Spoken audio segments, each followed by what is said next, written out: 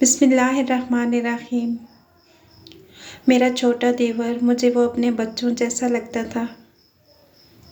लेकिन मुझे क्या ख़बर थी, जिसे मैं अपनी औलाद से बढ़कर चाहती हूँ, वही मेरे साथ।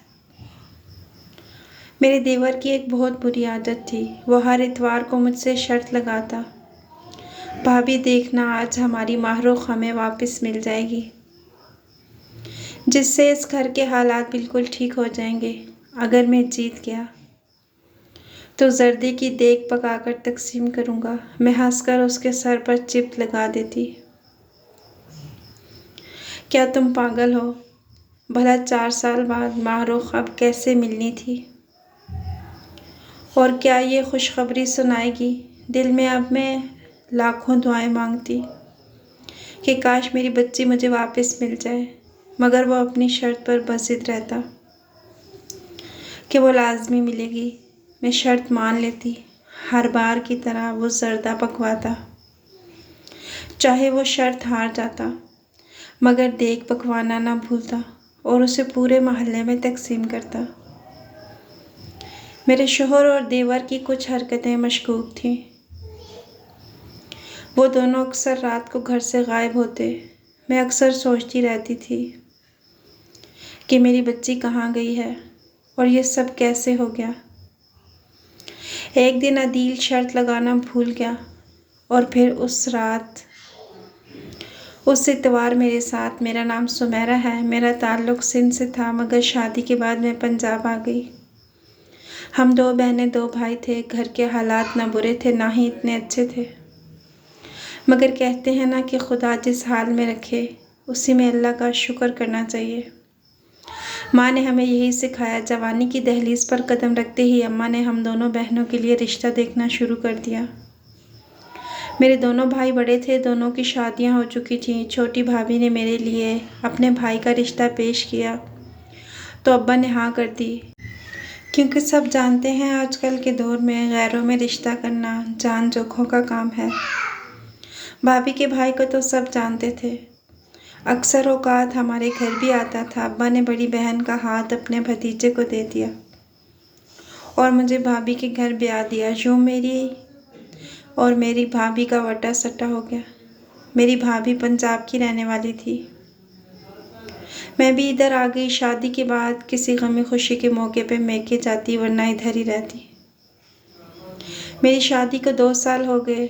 मेरे वालिदैन का एक्सीडेंट हुआ और वो दोनों वफात पा गए। वालिदैन की मौत की खबर हम दोनों बहनों पर क़यामत बनकर टूटी,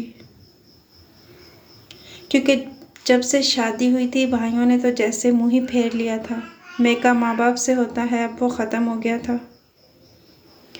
मेरा एक देवर और एक ही नंद थी।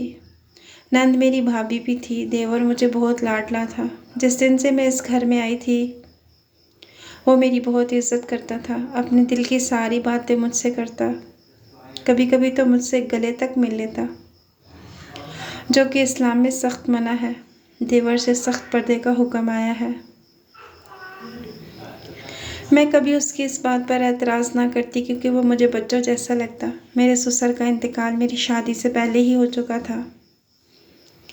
सास जिंदा थी मगर बीमार रहती, और फिर माँ बाप वो भी फौत हो गए।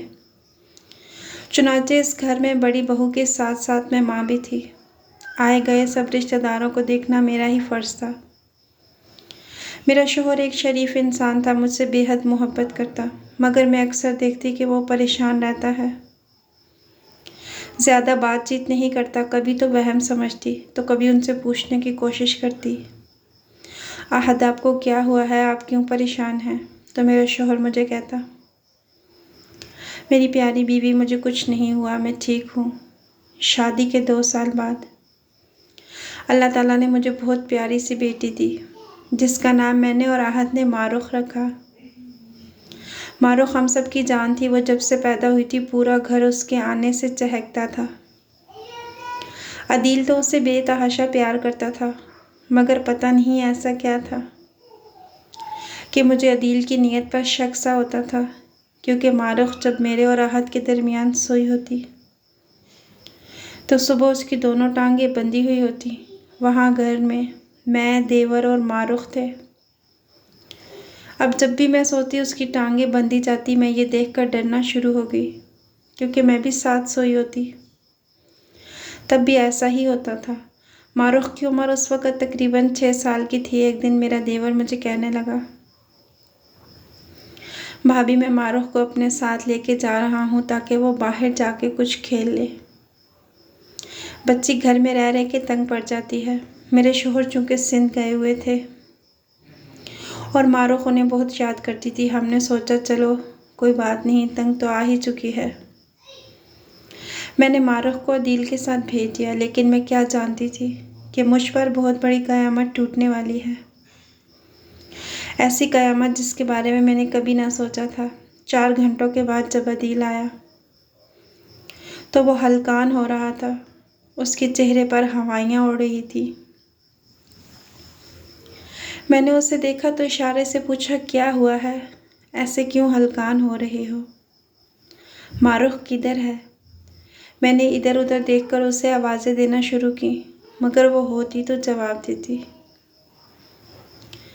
जब मुझे मारूख का कोई जवाब ना मिला तो मैंने अदील से पूछा, मेरी मारूख किधर है? तुम उसे अपने साथ लेकर गए थे, अब वो कहाँ है? क्या आपने किसी दोस्त के घर छोड़ आए हो? तो मेरे देवर ने ऊंची आवाज़ में रोना शुरू कर दिया और कहा कि भाभी मुझे माफ़ कर दे, मारूख कहीं खो गई है। मैं और वो साथ वाले बाग में खेल रहे थे। अचानक कोई औरत आई, उसने बुर्का पहना हुआ था। वो हमारी मारूख को लेकर वहाँ से भाग गई। मैं उसके पीछे भागा, लेकिन वो नज़रों से यकदम ओझल हो गई। भाभी मुझे माफ़ कर देना। ये सुनते ही मैं गश खाकर गिर पड़ी। मेरे शोहर को जब ये खबर हुई तो वो सारे काम छोड़कर घर वापस आ गए। आते ही अदील को मारना शुरू कर दिया कि ये सब तुम्हारी वजह से हुआ है, तुमने मेरी बच्ची को कहीं भेज दिया है। पहले तो मैं इस बात को समझ ना सकी कि अहद ये क्या कह रहे हैं, मगर अब मुझे अदील से नफ़रत हो गई थी। मारूख को खोए हुए 2 साल हो चुके थे, लेकिन अभी तक वो हमें नहीं मिली थी। इन सब में ये बात बहुत अजीब थी कि मेरा देवर और मेरा शोहर दोनों ही एक दूसरे से नज़रें चुराते थे। मैं अभी तक सब्र करती थी, बस दुआएं मांगती थी कि मेरी बच्ची जहाँ भी हो खैरियत से हो। अदील के साथ भी अब मेरा पहले जैसा रवैया हो चुका था, क्योंकि वह मुझे शुरू से ही बहुत अजीज़ था। अल्लाह ने मुझे सिर्फ़ एक ही बेटी दी थी। इसके बाद अल्लाह ने मुझसे ये खुशी ले ली जिससे मैं दूसरी दफ़ा माँ बन सकती। मगर क्या फ़ायदा, पहली औलाद हो या दूसरी। मारूख मेरी पहली औलाद थी। वो मुझे हर रात याद आती, हर दिन याद आती। मैं सारी रात रोकर गुजार देती। मेरे शोहर मुझे चुप करवाते और कहते, हमारी बेटी एक दिन हमें ज़रूर मिलेगी, तुम परेशान ना हो। मैं उन्हें बोलती कि हमारी बेटी कैसे मिल जाएगी, जबकि हमारी बेटी को खोए हुए इतने साल हो चुके हैं। जब से मेरी बेटी खोई थी, मेरा देवर मुझसे हर इतवार शर्त लगाता, देखना भाभी आज हमारी मारूख मिल जाएगी और फिर मैं जर्दे की देग पकवा कर तकसीम करूँगा। मैं उससे पागल कहकर शर्त लगा लेती। अब तो मारूख की शक्ल भी मुझे भूलने लगी थी। इतने अरसे से मारूख को देखा तो नहीं था। मेरा देवर मुझे कहता, देखना आज हमारी मारूख घर ज़रूर आएगी और साथ में खुशखबरी लाएगी। फिर हमारे घर के हालात ठीक हो जाएंगे, आप दोबारा से खुशबाश रहेंगी और बिल्कुल सेहतयाब हो जाएंगी। जब से वो गई थी मैं बहुत बीमार रहने लगी थी, लेकिन जब मारूख की कोई ख़बर ना मिलती तो मेरा देवर फिर भी जर्दे की देग पकवाकर पूरे मोहल्ले में तकसीम करवाता। मारूख को शुरू से ही मीठा बहुत पसंद था। रोज़ाना मुझसे मीठे की फरमाइश करती। इस सब में मैं वो वाकई फरामोश कर चुकी थी कि मेरी बच्ची की रात को टांगें बंधी होती हैं। मैंने ये बात कभी घर में किसी को नहीं बताई थी। शायद यही मेरी सबसे बड़ी भूल थी। एक रात घर में अहद और मेरा देवर भी मौजूद थे। आधी रात को मुझे प्यास लगी तो मैं पानी लेने के लिए उठी। मैंने देखा कि मेरा शोहर कमरे में नहीं है। मैं दबे पाँव चलते हुए छत पर आ गई, क्योंकि अक्सर औकात वो मुझे छत पर मिलते थे, लेकिन छत पर उनको ना पाकर मुझे बहुत ज़्यादा हैरानी हुई कि वो वहाँ भी नहीं थे। फिर मैंने अपना पूरा घर छान लिया, वो दोनों मुझे ना मिले। अभी कुछ मिनट ही गुजरे थे कि मुझे अपने घर से कुछ और आवाज़ें सुनाई देने लगीं, जैसे हमारे घर में कोई और शख्स भी मौजूद है। मैंने उस आवाज़ के ताक़ुब में चलना शुरू किया। यह देखकर मेरे होश उड़ गए। वहाँ एक आदमी है जो ज़ख्मी है, उसे काफ़ी चोट लगी है और वो दर्द से बिलबिला रहा है। मैंने उसे देखकर अपने मुंह पर हाथ रख लिया और फिर कुछ सोचकर उसकी मरहम पट्टी की। अभी मैं ये काम कर रही थी कि वो आदमी फ़ौरन भाग गया। अब रोज़ ही ऐसा होने लगा। वो आदमी हमारे घर आता और मुझे कहता कि तुम्हारी बच्ची मेरे घर है, तुम इससे मिलोगी तो फ़लाँ एड्रेस पर आ जाना। मैंने हामी भर ली। एक दिन मैं जाने को बिल्कुल तैयार थी कि मुझे अदील ने देखकर पूछ लिया कि कहाँ जा रही हो। मैं अपने घर से बहुत कम निकलती थी। मैं डर के मारे चुप हो गई। अदील ने मेरी चोरी फ़ौरन पकड़ ली और फिर मुझे सच सच बताना पड़ा कि रात को अक्सर जब आप दोनों नहीं होते तो ऐसे एक आदमी आता है जो एक दिन ज़ख्मी हालत में गेट के पास था। मेरा शौहर बहुत बुरी तरह डर गया। वो वहाँ से फ़ौरन चला गया और घर को पूरी तरह से लॉक कर गया। मैं उसको यूं जाता देख के परेशान हो गई। अभी थोड़ी देर हुई थी कि आहद आए। उन्होंने मेरा सामान पैक किया और मुझे सिंध भेज दिया। सिंध में अपनी भाभी के घर आई थी और यहाँ ही रहती थी। भाई मेरे बैरून मुल्क थे। भाभी के बच्चों को देखती तो मुझे अपनी बच्ची की बहुत याद आती, हर शर्त की तरह। अदील मुझे इतवार को फ़ोन करके शर्त लगाता और फिर देख पकाकर तकसीम कर देता। 2 माह बाद जब आहद मुझे लेने आए तो मैं घर वापस आ गई। यहाँ आकर भी मुझे बहुत बेचैनी रहती थी। अब ज़रा भी नहीं दिल लगता था। भाभी के घर में तो बच्चे थे, दिल लग जाता था। आज की रात अदील लाहौर चला गया और उस रात मेरे साथ शर्त लगाना भूल गया और फिर मेरे साथ वो हुआ जिसका मैं तसव्वुर भी नहीं कर सकती थी। एक बार तो मेरा सर चकरा गया। मैंने आहद की तरफ देखा, फिर अदील की तरफ देखा। वो दोनों मुस्कुरा रहे थे। मैंने सामने अपनी मारूख को देखा। मैं दौड़ती हुई अपनी बेटी के गले लग गई। सामने मेरी मारूख थी। इतने सालों बाद मेरी मारूख मेरे सामने थी। मैंने तो कभी सोचा भी न था कि मेरी तहज्जुद की दुआओं का मुझे यूं सिला मिलेगा। मगर मारूख चंद मिनट घर रही, फिर उसे अदील कहीं ले गया। मैं ये सब कार्रवाई देखकर शशदर रह गई। मुझे अदील ने फ़िलहाल चुप रहने की तलकीन की, मगर मैं माँ थी, मेरा कलेजा कट रहा था। इतने अरसे बाद बेटी को चंद पल देखना भी नसीब ना हुआ। फिर 2 दिन बाद जब वो लौटे तो उन्होंने मुझ पर ऐसा राज इंकिशाफ किया जिसे सुनकर मेरे पैरों तले से ज़मीन निकल गई। मेरी बच्ची अगवा नहीं हुई थी, बल्कि उससे अगवा किया गया था, और वो सब किसी और नहीं उसके अपने बाप ने करवाया था। मैं ये सुनकर फट पड़ी। आखिर आप ऐसा कैसे कर सकते हैं मेरी मासूम बच्ची के साथ? आप तो इसके बाप थे। फिर मुझे आहद से नफ़रत होने लगी। मैं फ़ौरन अपने कमरे में आ गई और ख़ुद को कमरे में बंद कर दिया। पता नहीं कितनी रात गुजर गई जब मेरी आँख खुली। मैं सो रही थी, फिर ये देखकर कमरे से बाहर आई तो बाहर हाल में मेरी भाभी भी थी। इतनी रात उसे देखकर मैं परेशान हो गई। फिर उन्होंने मुझ पर मज़ीद हकीकत को खोला और बताया कि मारूख इतने अरसे से मेरे पास रही थी।